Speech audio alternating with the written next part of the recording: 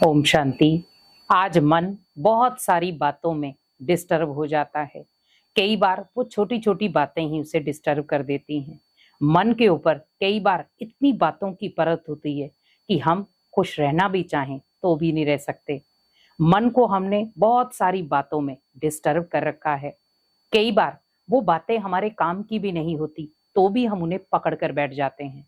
लेकिन आप ध्यान रखें, मन आपका है, बुद्धि आपकी है, कर्म आपके हैं, तो चलाने वाला दूसरा क्यों? क्योंकि जब मन के अंदर बहुत सारे संकल्प चलते हैं तो बुद्धि उसका निर्णय कई बार नहीं कर पाती और हम कई बार बिना सोचे समझे कर्म कर देते हैं। और आपने कई बार देखा होगा, बहुत सारे लोग कहते हैं कि हम करना नहीं चाहते थे पर हो गया, हम सोचना नहीं चाहते थे पर संकल्प आ गए। तो इसी प्रकार सोचें, मन आपका है, तो जब वो डिस्टर्ब होता है तो उसे स्टेबल करने का काम भी किसका है? आपका है। तो अपने मन के चिंतन को बदलें, क्योंकि जब हम अपने मन की चिंतन की धारा को बदलेंगे तो कहीं ना कहीं हम अपने आप को डिस्टर्ब होने से बचा सकते हैं। क्योंकि मन डिस्टर्ब होता है जब मन की कहीं सुनी ना जाए। कई बार हम कोई कार्य कर रहे हैं, वो कार्य संपन्न नहीं हो रहा तो भी मन डिस्टर्ब हो जाता है। मान लो आपका कोई दोस्त है, उसने आपका कहना नहीं माना तो डिस्टर्ब हो जाएगा। आपको अगर घर में भोजन बना है, आपको सब्जी पसंद नहीं आई तो डिस्टर्ब हो जाएगा। आपके साथ घर में अगर किसी ने अच्छे से बात नहीं की तो मन डिस्टर्ब हो जाएगा। तो आप सोचिए, ये छोटी छोटी बातें हैं जो मन को आज डिस्टर्ब कर रही हैं और व्यक्ति बहुत आसानी से डिस्टर्ब हो रहा है। लेकिन ध्यान रखें, जब मन डिस्टर्ब हो जाता है तो उस समय मन के अंदर ओनली एक ही तरंग होती है, शांति। मुझे कहीं पीस में जाना है, शांति में जाना है, जहां कोई ना हो। तो उसी प्रकार सोचें, क्योंकि जब आप माइंड को एक साथ बहुत सारा काम दे देते हैं तो मन भी कई बार अपसेट हो जाता है। जब ओवर थिंकिंग का वो शिकार हो जाता है तो उस समय वो ओनली शांति चाहता है, पीस चाहता है। वो किसी को नहीं चाहता कि कोई मेरे पास हो, बस वो अकेला रहता है। लेकिन कई बार व्यक्ति अकेला अकेला भी बहुत कुछ सोच लेता है और सोचने के कारण भी कई बार डिस्टर्ब हो जाता है। आप सोचें, अकेला कमजोरी नहीं है, ताकत है।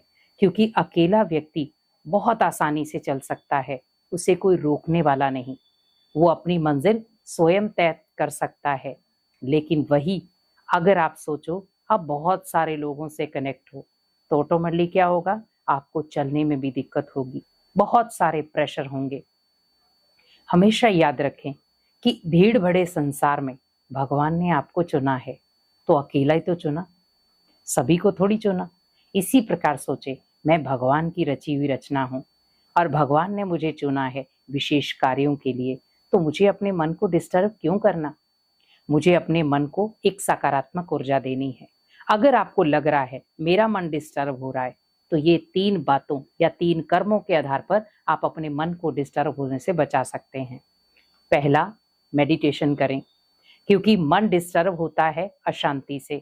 लेकिन मन को आप जब मेडिटेशन का कार्य दे देंगे, मेडिटेशन मीन्स आत्मा और परमात्मा से कनेक्शन। मेडिटेशन मीन्स हम अपने आप को हल्का करें। मेडिटेशन मीन्स स्वयं को परखना और मेडिटेशन मीन्स स्वयं के चिंतन को बदलना। तो जब आप मेडिटेशन करेंगे तो आप अपने अंदर की बहुत सारी कमियों को रियलाइज कर पाएंगे और उन कमियों को आप धीरे धीरे खत्म भी कर सकते हैं। तो जब आपके अंदर की मेडिटेशन के द्वारा कमियां खत्म होंगी तो ऑटोमेटिकली आप अपने नए जीवन की शुरुआत कर पाएंगे। और दूसरा, सकारात्मक चिंतन। अगर आपको लग रहा है मेरा माइंड डिस्टर्ब हो रहा है बहुत सारे लोगों की बातों से या कई बार स्वयं के चिंतन से भी, तो सकारात्मक सोचें और सकारात्मक लोगों का संग करें। क्योंकि जब आप सकारात्मक लोगों का संग करेंगे, अच्छी अच्छी बातें सुनेंगे, तो ऑटोमेटिकली आपका मन जो डिस्टर्ब हो रहा है वो नहीं होगा, ये गारंटी है। क्योंकि कई बार क्या होता है, हमारी संगति भी गलत होती है। तो जब संगति गलत होगी तो वहां से जो बातें आएंगी वो भी गलत आएंगी, तो वो आपके मन को डिस्टर्ब करके चली जाएंगी। तो एक तो आप ध्यान रखें कि मुझे संग दोष भी देखना है और स्वयं का चिंतन भी देखना है। और लास्ट है तीसरा, खुशी। किसी भी वजह से कोई भी व्यक्ति कैसा भी कुछ भी बोल जाए पर आपकी खुशी खत्म ना हो। क्योंकि अगर आपको मन को एक सही खुराक देनी है तो उसकी खुशी को गायब ना होने दें। क्योंकि आज कई बार क्या होता है, कि लोगों की बातों की वजह से हम अपनी खुशी गायब कर देते हैं, लेकिन आप ये याद रखें कि खुशी हमारी है, खजाना है वो, लेकिन उस खजाने को हम किसी तीसरे को दे रहे हैं। क्यों दे रहे हैं?